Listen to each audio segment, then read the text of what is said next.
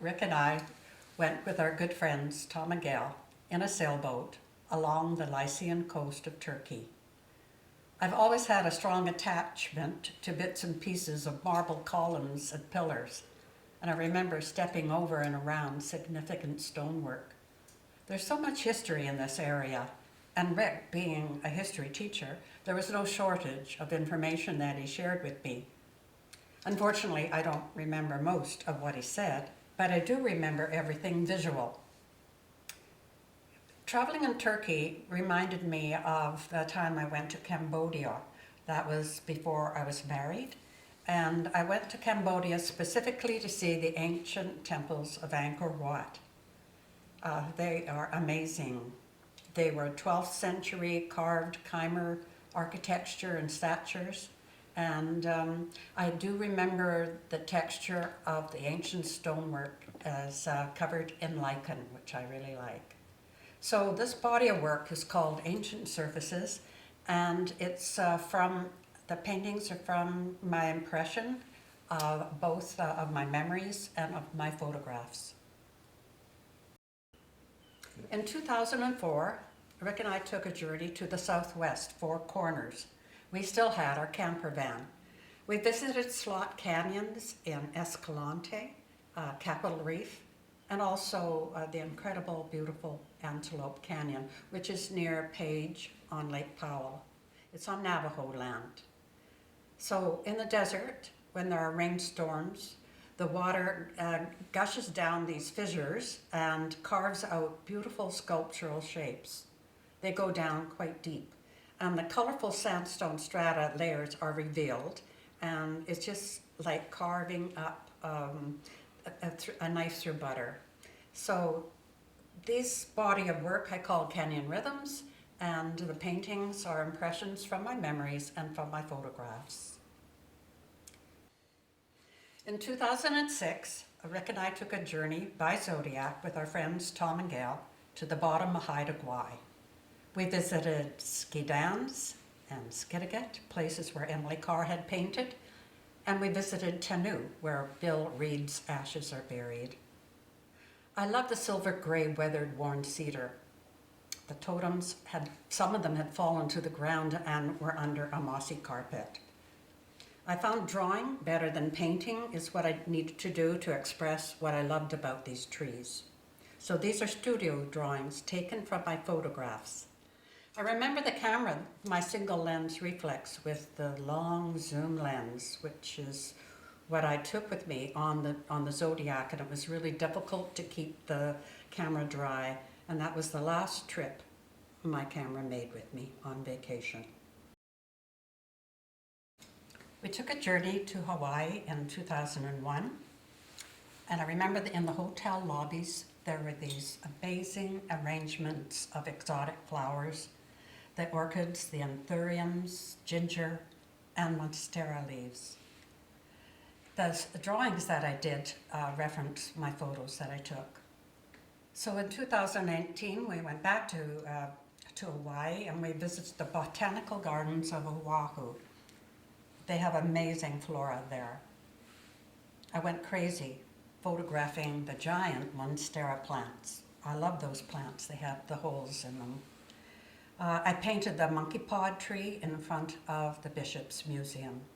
And it was the first time I chose to paint in bright, bold colors, opaque color. And this work I call Uninhibited. And there are other paintings that I did in this style. Rick and I have visited London many, many times, but we never took time to visit the Kew Gardens. So that was actually our last trip of 2019. We went to see the garden. It was family day. The lineups were huge to get in. We had to wait over an hour.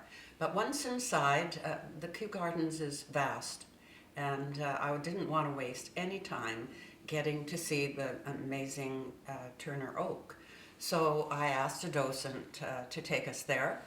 And the Turner Oak is 239 years old. It's 216 meters tall, and it was planted and cultivated by Spencer Turner in 1783. So this docent took us there right away, and when we got there, there were children playing all over, scrambling all over the tree. She shooed them all away, and when she went away, the children scrambled back up again. And that was when I was able to get the photographs of this magnificent tree with the children playing on it.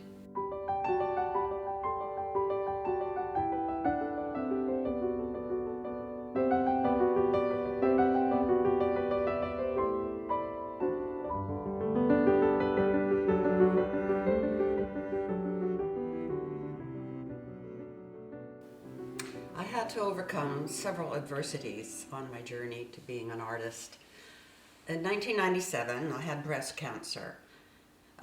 Maybe I shouldn't think of it as an adversity because it really was the impetus that I needed to get on with exploring my abilities as an artist. I really felt an urgent need to do this, and so I retired. I was quite driven at first. I didn't know where to start, so I started with painting maybe a dozen or so paintings all at once. I was very unfocused. Unfortunately, I made myself sick. Migraine headaches, tears, depression. During that time of sadness, I read a book called Scattered Minds by Dr. Gaber Mate. He's a local doctor. And I could see myself in every chapter of his book. So I made an appointment with him.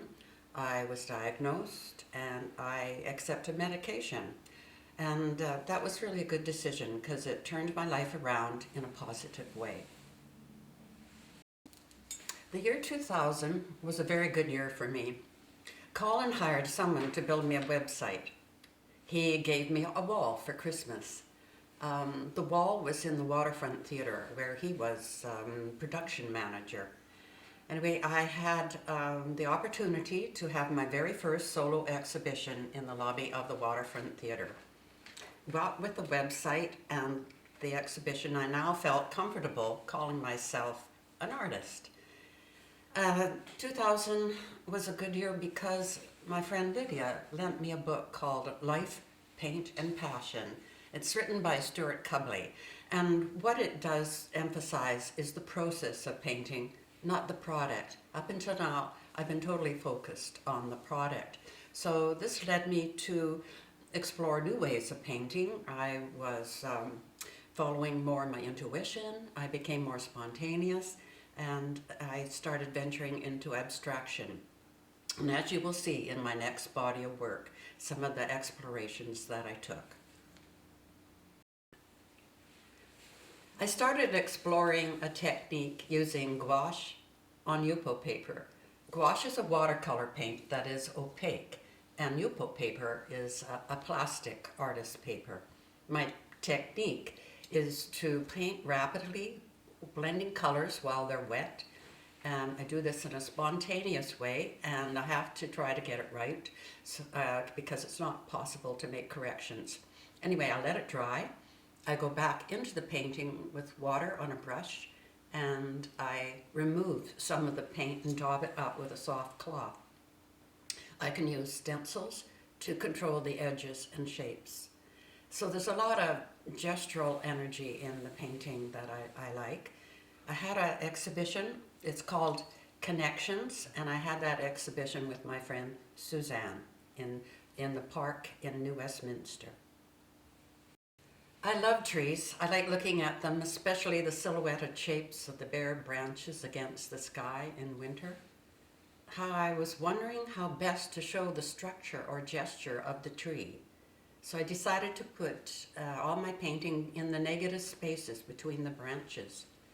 And I create rhythms and patterns there with mixed medias, paint and ink pens. Painting trees is a passion I enjoy.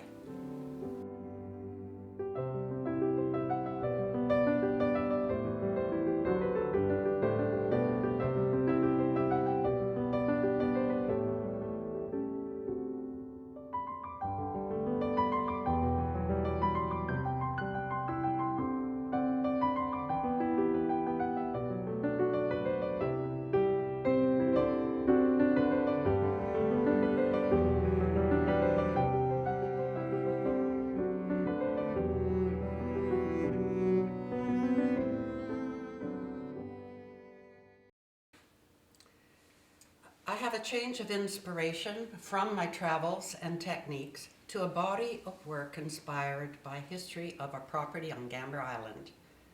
In 1895, Hugo Horte and his family came from Norway to start an orchard on Gambier Island.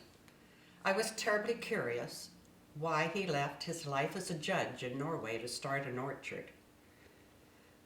I researched over many, many years, combing archival records, land titles, vital statistics.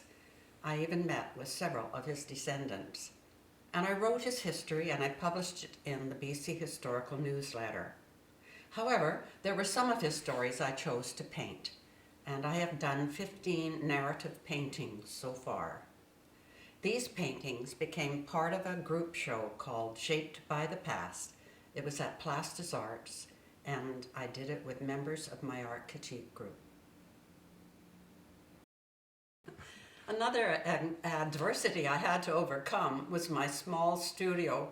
Sometimes I just get the feeling I needed to break out and work big. So the inspiration for my first big painting was a portrait I did at Stuart Cubley's Painting Experience weekend. He was the one that wrote the book Life, Paint and Passion, and his emphasis is on the process, not the product of the painting. So in the end, I did not know that I was going to recognize myself in this painting. All the paintings from the weekend experience come spontaneously from the subconscious. Those in the group were told not to censor whatever came up. So we pick a brush, we pick a color, and we just start in. And I picked up yellow, I think, and I started with a great big swoosh across the page, and it looked like hair. Actually, it looked like Andy Warhol's hair. So that led me to think of it as a face that I was going to paint. So I put a nose in there, and it was a green nose, just like Matisse's painting. I added eyes and earrings that were a bit eccentric. This was some crazy woman.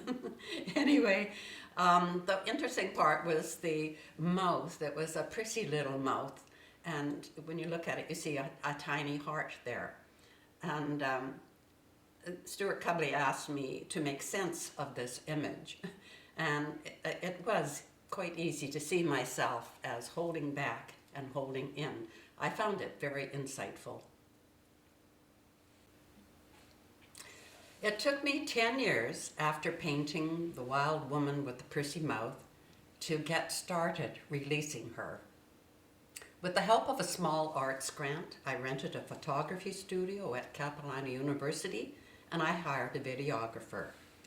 I chose a 15-foot canvas. I gathered all my big brushes and tools and pots of paints, and I started painting without a plan. I just jumped right in with full body movements. It was feeling really, really great until the canvas fell off the wall and covered me in paint. So I just laid the canvas on the floor and continued painting for another couple of hours. Finally, the wild woman was released. I took it to my studio, I cut it up into pieces, or strips I should say, and hung it on a rod, and it is now a curtain. My next big art project is called My Fragile Biodegradable Art. I got a small arts grant, I rented a big studio for 1 month, and there I produced 10 large mixed media paper sculptures. I hung them in a big locust tree in the Cottonwood Community Gardens in Strathcona. I left them there to see how the wind and rain would deteriorate them. I was engaging the ideas of impermanence and the universal theme of creation and destruction. I went back and checked on them daily, but after about 10 days, most of them had fallen to the ground, and I chose to remove them. It seemed to me my sculptures had crossed the line between art and littering in a public place. Another big work of art I did was called The Receiving Line. I love to create doodles on my note phone. I created 9 paper generic white torsos out of paper tablecloths. Anna worked with a technician. He helped me project my doodle designs onto the torsos. The torsos reference bridesmaid in a receiving line.